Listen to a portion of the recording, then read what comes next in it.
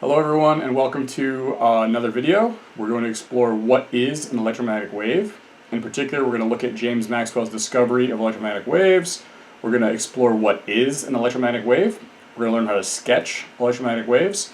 And we're going to explore what is the speed of an electromagnetic wave. Let's start out by looking at some applications of electromagnetic waves. So radio utilizes electromagnetic waves. Bluetooth, which is a technology I think that we're all very familiar with, utilizes electromagnetic waves.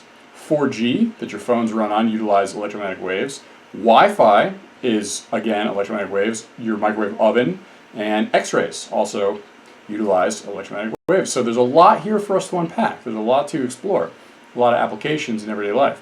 Another place we want to really focus right now is this great unification that's going on in physics. This is the 1860s, and right now there's a whole bunch of different branches of science that don't really seem to fit together.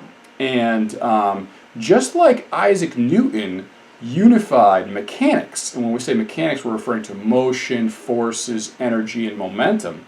Just as Isaac Newton unified mechanics into one complete, coherent science, James Maxwell is going to come along and he's going to do the same thing for what we call electrodynamics. Now, electrodynamics simply means the motion of charge. Electro means charge, and dynamics means motion, right? So James Maxwell comes in and he's going to unify all these different aspects of electrodynamics: electric force, magnetic force, electric charge, and he's going to combine it all into this theory of electromagnetic waves. And this is going to really form the foundation of all of the technology that we've come to take for granted today in the 21st century. I did a Google search because, when you go to college, you're going to find a lot of memes associated with James Maxwell. He's such a rock star. He's right up there with Isaac Newton, if not more so, because he really is the originator of a lot of these technologies that we take for granted today. So you're going to see some memes in college that I wanted to just kind of prepare you for. So here are some James Maxwell memes that you might find in college. And I see now that one of them got cut off. Let me see if I can fix that really quick. Let's see if I can, no, let's see if I can fix that really quick. Did I fix it? Yes, I did. Wonderful. Okay. So the first most common meme you're going to find is the t-shirt, okay? People will be wearing this t-shirt in college and it says, "And God said," and you see 4 equations, okay? These are known as Maxwell's equations. Now, you would study Maxwell's equations in a vector calculus-based physics course, which this is not. But the concepts have already been explored by us in different aspects of our study. And these equations really get at this idea of the unification of electromagnetic theory, and it actually produces light, as we're going to talk about coming up. And there's another meme that you see floating around. There's a song from, I would say, the early 2010s where the singer goes, "Magnets, how do they work?" And, here's a meme where that's James Maxwell in the picture, and he says, "In fact, I can tell you with great precision how they work, young jester," because really, it was James Maxwell who came up with the theory of how magnets and electricity kind of work together. And I like this quote from Albert Einstein where he says, "One scientific epoch ended and another began with James Clerk Maxwell." And really, I'm sharing these with you because he really is, in physics and in science, kind of a deity in the sense that he gave birth to all of the technologies that we use today for our phones, our TVs, everything that we take advantage of. All right, so let's keep going forward. Let's start exploring what is an electromagnetic wave. So it really all started with Faraday's law. And we've studied Faraday's law before, and we've done experiments where we see how if you move a magnet through a coil of wire, it's going to produce an EMF. And that EMF is really an electric field that's pushing and pulling on these charges. And so Faraday's law, if we express it simply in words, and this is actually expressed in Maxwell's equations, by the way, a changing magnetic field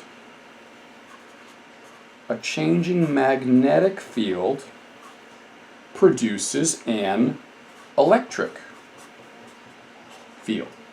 if you want to push and pull charges, all you have to do is change a magnetic field. So when those magnets were moving back and forth, that was changing the magnetic field, and that's going to produce an electric field.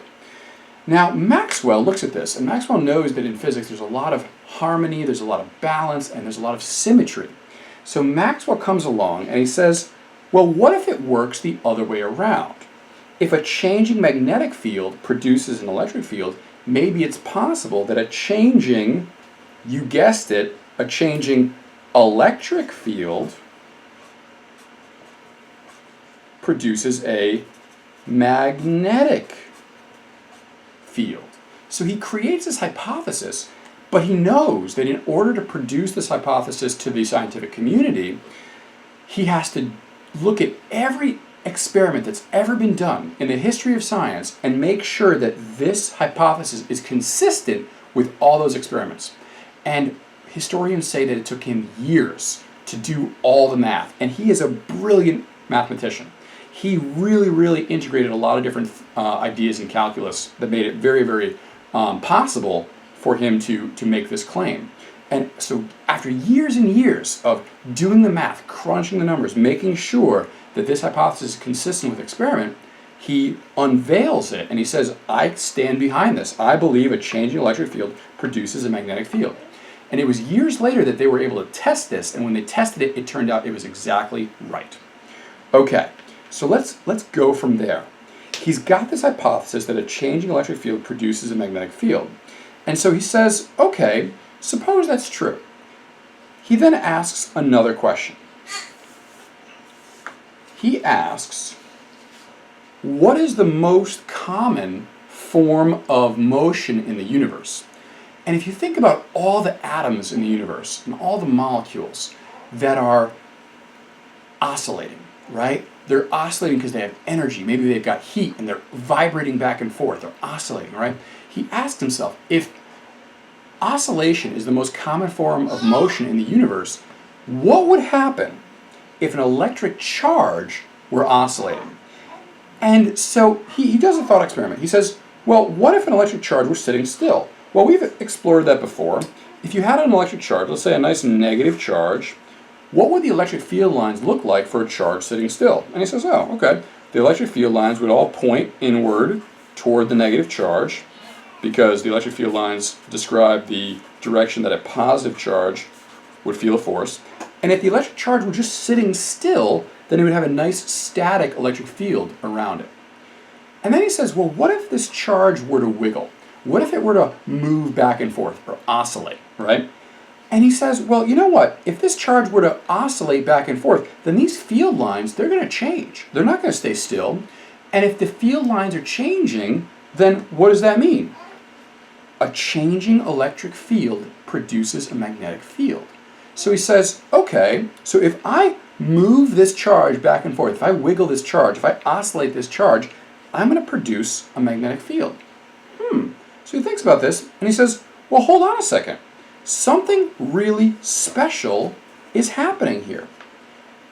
According to Faraday's law, if you have a changing magnetic field, so remember, capital B stands for magnetic field, a changing magnetic field,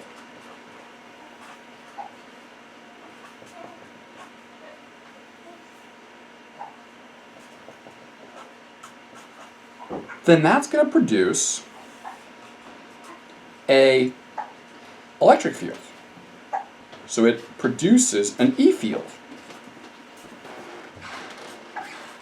So a changing B field produces an E field. So this line here means produces. Okay?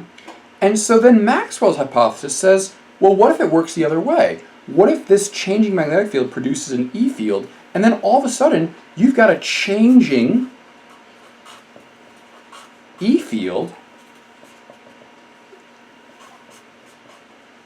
and what if that goes back the other way, and that itself produces a changing B field? And so he looks at this and he says, well, if a changing magnetic field produces an electric field, and a changing electric field produces a magnetic field, which produces an electric field, which produces a magnetic field, it's going to go back and forth forever. It's kind of like an infinite loop. If you ever studied programming, you know that you can have an infinite loop if A yields B and B yields A, which yields B, which yields A. This is going to go back and forth forever, right? Without an end. And so he looks at this and he says, well, what if I graphed this? What if I graphed the changing electric field and the changing magnetic field as a result of this pattern? And this is what he came up with. So what we're going to do here is we're going to graph in 3D. It's going to be very challenging, but we can do it. We're going to start out with a positive x-axis. Okay, here's our positive x-axis. We're going to also have a y-axis. Here's our y-axis over here. And we're going to have a z-axis. Here is our z-axis. And this is our negative z down here, and this is our negative y over there. Okay? And so he says, look, if I take a negative charge, so here I've got a negative charge over here, and he says, let me oscillate this up and down along the z-axis. So let me draw some arrows here to indicate that this negative charge is going to oscillate up and down. Then he says, okay, as this charge oscillates up and down, it's going to produce an electric field, right? All charges produce electric fields. So along the x-axis here, we're going to graph that electric field. Now, we're going to have to graph in 3D, so it's going to be challenging. But we're going to show the electric field increasing, and then decreasing, and then increasing, and then decreasing. This represents the electric field. So as the charge is moving, we've got an increasing electric field, and when it's going down, we have a decreasing electric field, and that pattern is going to oscillate because the charge is oscillating in what we might call simple harmonic motion. So if it's going up and down, producing this sine wave, just like we studied when we studied oscillations and waves, we're going to see this pattern of the electric field going up and down in a sine wave. And then he says, okay, well, if the electric field produces a magnetic field, and if by the right-hand rule the magnetic field is always perpendicular to the electric field, then we can draw this magnetic field. And we're going to use the blue marker for the magnetic field, and we're going to say, okay, as the electric field increases, the magnetic field is going to be perpendicular, so along the y-axis, this is going to represent our magnetic field, which again is very difficult to draw, but this is in the y plane. This is our magnetic field here. Okay? So if I were to draw the magnetic field magnitude, it would be represented by these blue lines here. And notice the magnetic field is changing directions, just as the electric field changes directions. And the electric field magnitude could be represented by these red lines.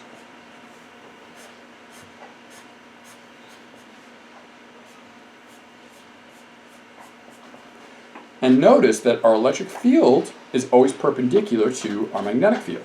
Okay? Wow.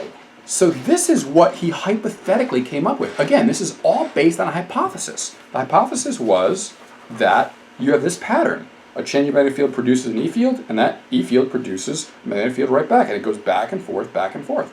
So he comes up with this pattern, and he says to himself, okay, what am I going to call this? He says, I'm going to call it an because it's got an electric field, magnetic wave.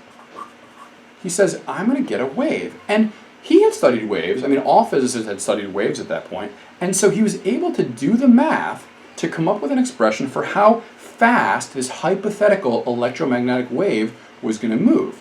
And based on the equations, based on the given constants that are everywhere in our equations for electric and magnetic fields, he came up with the following equation. He said the wave speed v is going to be equal to the square root, or rather 1 over the square root of epsilon naught and mu naught multiplied together. And this was the result that he came up with after all of his calculations. Now you might remember epsilon naught This quantity here is called the permittivity. There's two T's, permittivity of free space, or the vacuum permittivity. And this value in SI units was 8.85 times 10 to the negative 12th. All right, we use that constant to calculate electric fields. Now this constant was called the permeability of free space.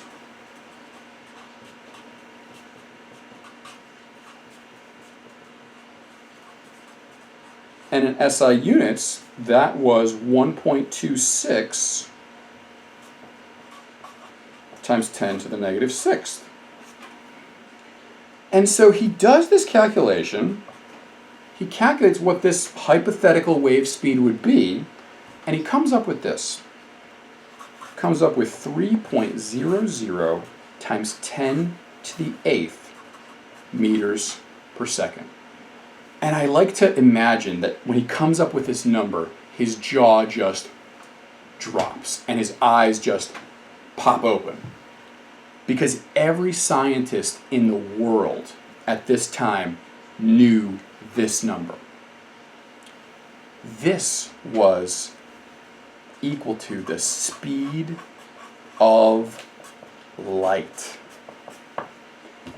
So, based on his hypothesis, again, this hypothesis that a change in electric field produces a magnetic field, and based on Faraday's law, which was verified at the time, that a change in magnetic field produces an electric field, he comes up with this hypothetical electromagnetic wave, comes up with the speed, and it turns out that that speed was exactly equal to the speed of light.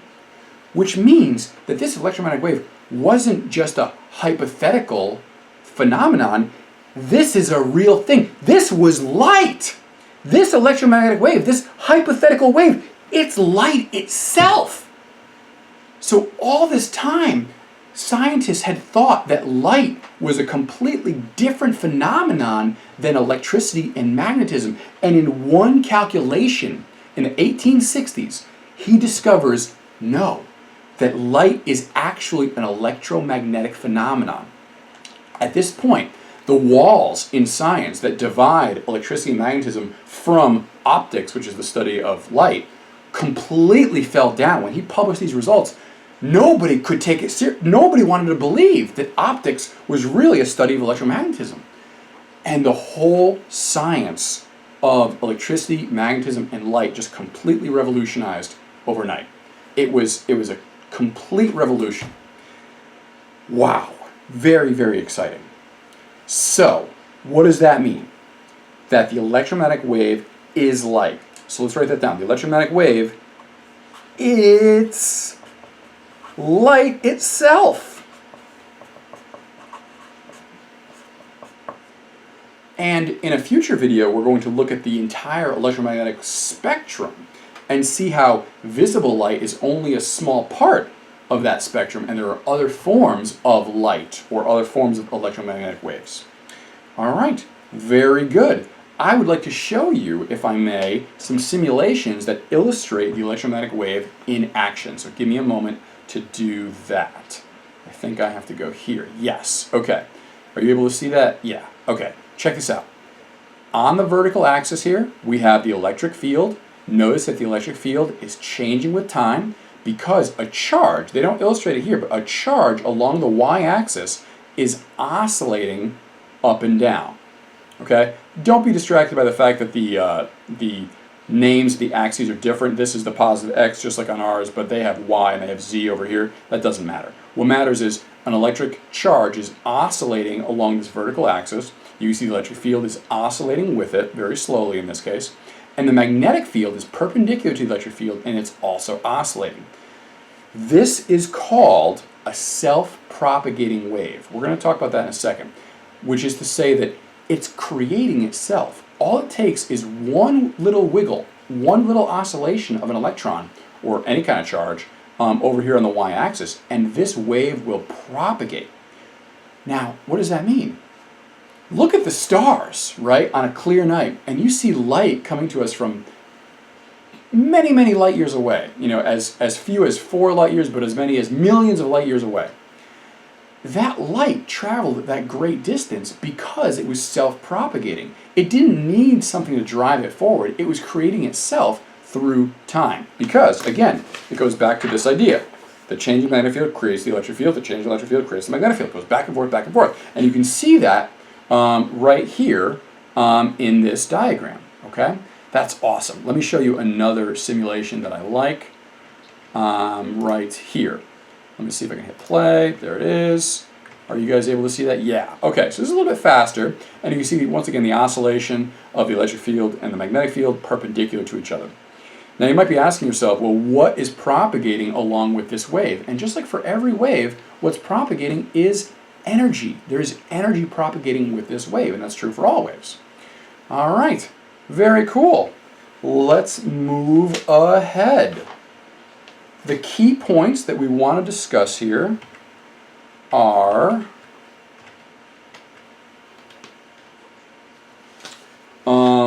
first, an electromagnetic wave is a self-propagating oscillation of perpendicular electric and magnetic fields.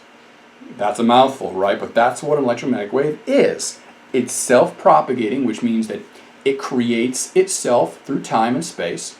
All it takes is one little wiggle of a charge, and it will self-propagate forever until it hits something, right? Until the light hits an atom and causes the atom to absorb that light. It will go forever. So it's a self-propagating oscillation of perpendicular electric and magnetic fields. Okay, that's what an electromagnetic wave is. We have to accept that light itself is an electromagnetic wave. Electromagnetic waves are produced by what? It's produced by oscillating charges, or you could simply say accelerating charges. Anytime you take a charge and you oscillate it or you accelerate it, you're going to go ahead and you're going to produce an electromagnetic wave. Alright, so these are the key points we want to focus on for electromagnetic waves. Another key point is that electromagnetic waves travel at the speed of light. And that's true for all electromagnetic waves. We learned when we studied waves that the wave speed depends only on the medium through which the wave travels. So as long as it's traveling through space, it's going to travel at the speed of light, all electromagnetic waves. And electromagnetic waves, like all waves, propagate energy.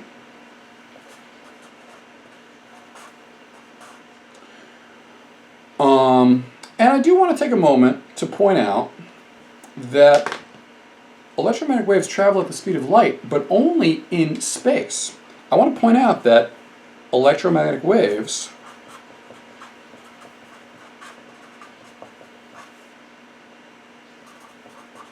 slow down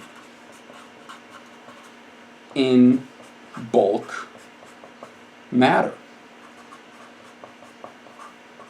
So electromagnetic waves will slow down in water. They'll slow down in glass. They'll slow down a little bit in air, but by a negligible amount. And this idea of electromagnetic waves slowing down in bulk matter like glass, this is really going to give rise to what we know about lenses. So my glasses, or the lens on your camera when you do a zoom, that is taking advantage of the fact that light slows down in bulk matter. And we're going to explore that when we study lenses.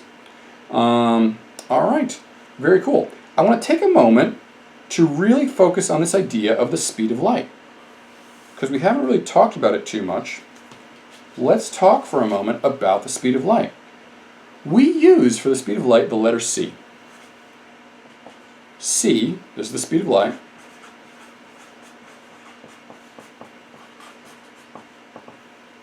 is equal to, like we said, 3.00 times 10 to the 8th meters per second.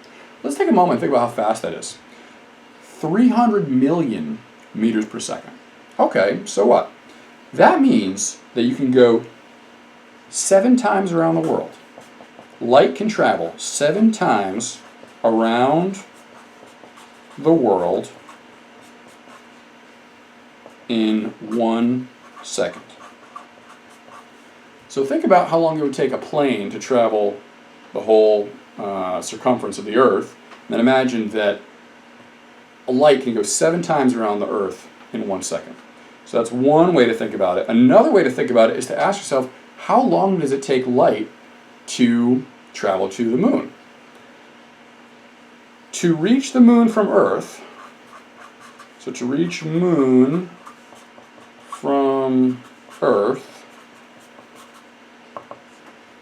light goes fast, but it doesn't go as fast as you might think. It's still going to take, I calculated it, it's 1 minute, 17 seconds to reach the moon from Earth. So while the speed of light is fast, it's still not instantaneous. In the grand scheme of the universe, the distance from the moon to the Earth is pretty small, but it still takes light 1 minute 17 seconds to reach the moon from Earth and vice versa. Very interesting. All right, and that completes this video. Please tune in to our next video, and I will see you guys next time.